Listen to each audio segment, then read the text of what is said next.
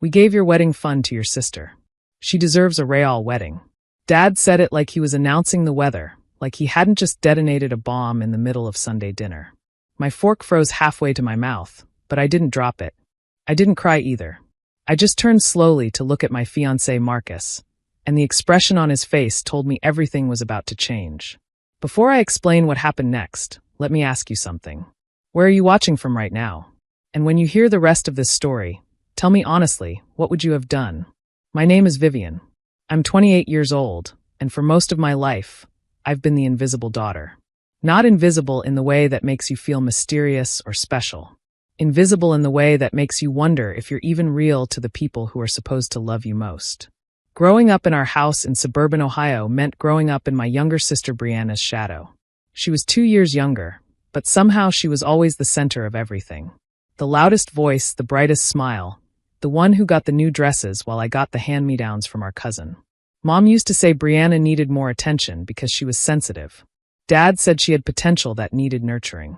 What they really meant was that I was easy to ignore, so they did. I learned early that the best way to survive in that house was to need nothing. So I became the girl who packed her own lunches, who walked herself to school, who figured out college applications alone because everyone was too busy helping Brianna with her drama club auditions. I got a full scholarship to state. Brianna got a brand new car for getting into community college. Different standards for different daughters. That was just how it worked. But I want to tell you about Marcus because he's the part of my story that changed everything. I met him 3 years ago at a financial literacy workshop downtown. I was there because I wanted to learn how to invest my small savings for my admin job. He was there because, well, I didn't know why at the time. He was quiet, attentive, took notes in a leather notebook that looked expensive. After the session, he asked if I wanted to grab coffee.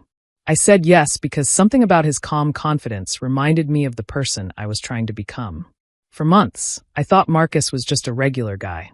He drove a Honda, wore plain clothes, lived in a modest apartment.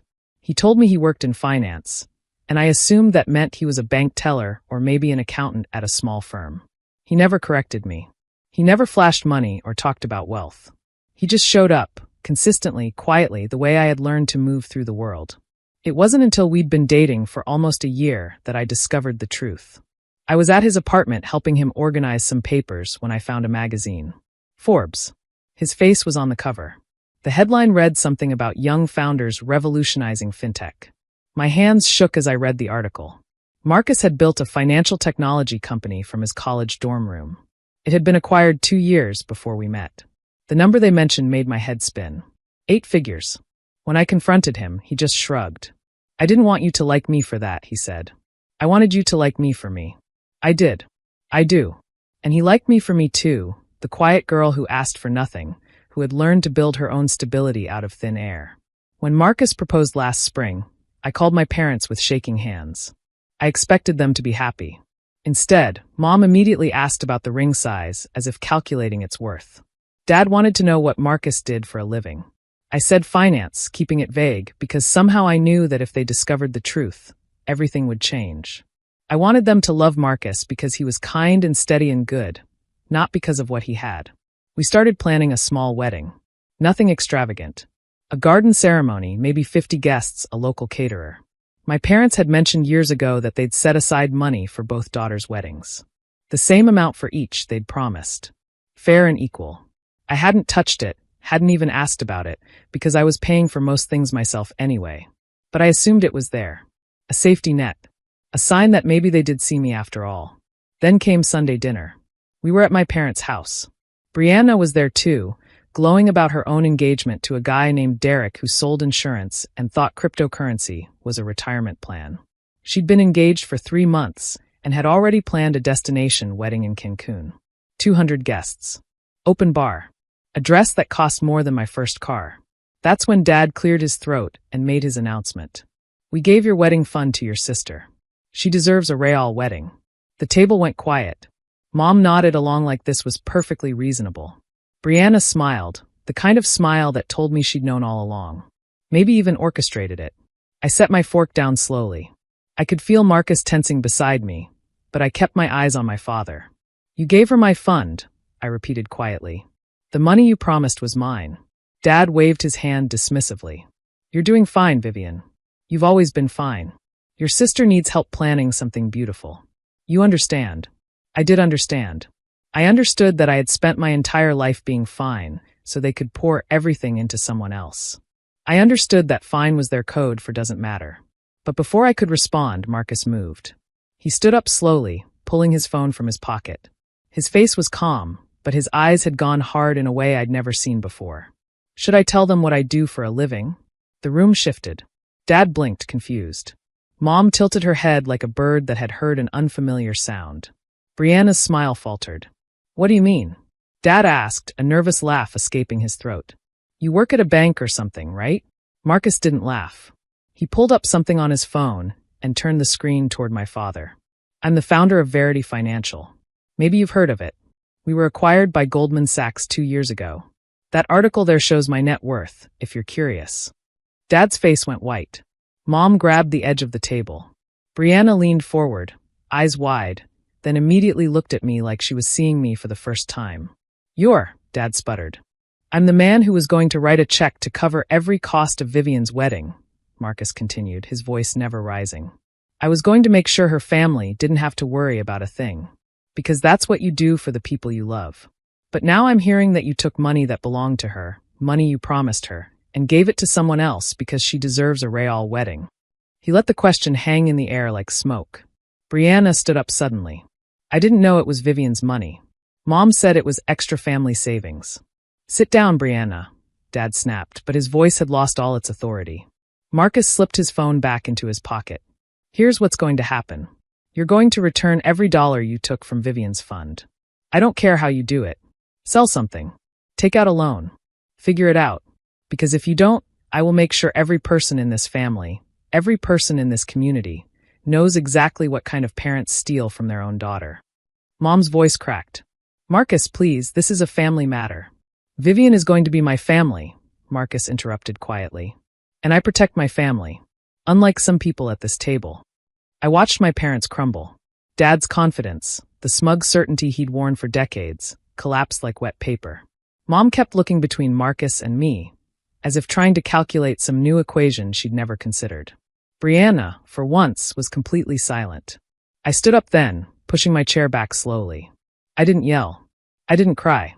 I just looked at my father and said something I'd been holding inside for 28 years. I spent my whole life trying to be enough for you.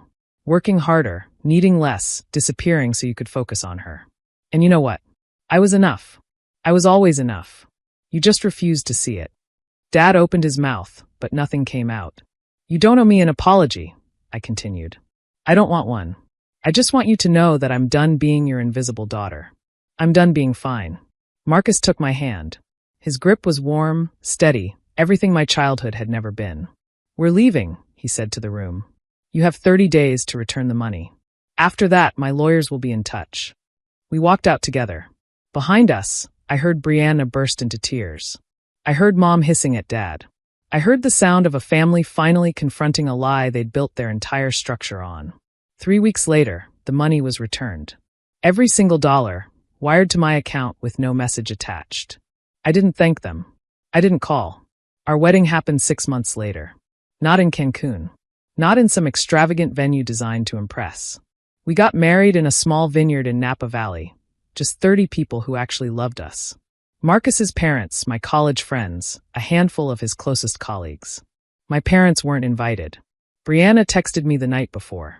She said she was sorry, that she hadn't known, that she wanted to be there. I didn't respond. Some apologies come too late to mean anything. What I remember most about that wedding day was the silence. Not the painful kind I grew up with, but the peaceful kind. The kind that comes when you finally stop performing for people who were never really watching. Marcus wrote his own vows. He said he fell in love with me because I was the first person who never asked him for anything. He said I taught him that strength isn't loud, it's consistent. He said he would spend the rest of his life making sure I never felt invisible again. I cried then. Finally, the money my parents returned, I donated it, all of it, to a scholarship fund for first-generation college students, the kind of kids who have to figure everything out alone, who pack their own lunches and walk themselves to school and learn early that no one is coming to save them. Because I know what it's like to save yourself. And I know how much harder it is when you're doing it invisible. My sister's wedding in Cancun happened last month. I heard the photos were beautiful. I also heard Derek got drunk during the reception and made a speech that embarrassed everyone. Brianna called me crying afterward, wanting to talk. I let it go to voicemail. Some doors close for a reason. And some people only reach out when their spotlight starts to dim. I'm building a different life now. One where I'm seen, where I'm valued, where the people around me don't keep score. Marcus and I bought a house last month. Nothing flashy, just a place with a big kitchen and a backyard where our kids can play someday. If they're ever feeling invisible, I'll know how to see them. And if you're watching this and you've ever felt like the forgotten one, the one who's always fine, the one who needs nothing because nobody's offering anything, I want you to know something.